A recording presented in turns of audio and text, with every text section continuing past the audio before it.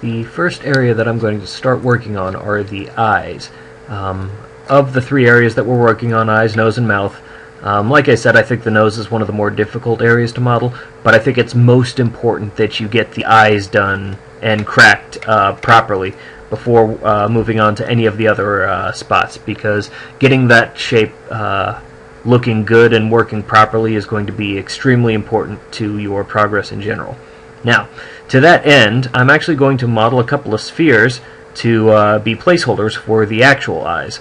I think that would be a good idea, just to have that in mind, so that you can model around an actual sphere, to actually model around something to, well, represent your eyes.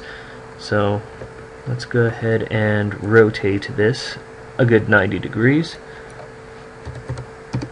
and that's going to be too tiny, so let's go ahead and up the radius. Move that to the left, and I'm using my orthographic view to get this proper, like, at least I'm trying to.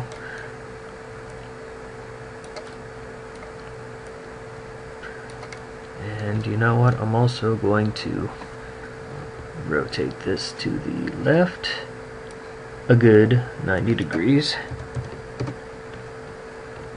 There we go.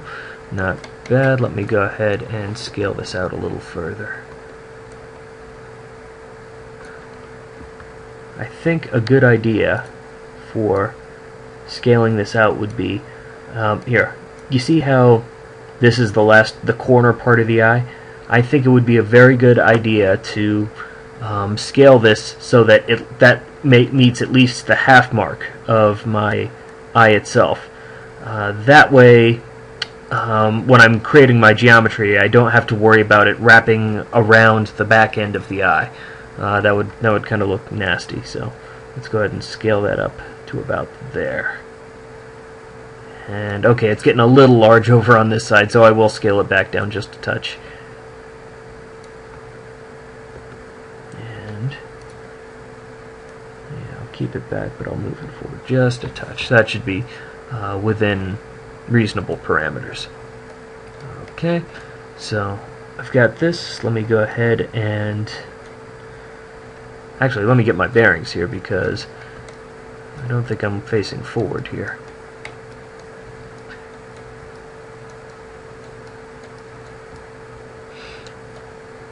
Yeah, this is a little bit tricky, because according to this, that's forward and backward. Let's see. Okay, so that is my forward direction, which is interesting because this says it's the front on my wireframe, but if I'm reading this right, when I duplicate this, it's going over like that, so, well, that kind of boggles my mind. But anyway, so this is not quite reading right, in the sense that I'm probably looking at the back rather than the front here. Let me go ahead and swap that over.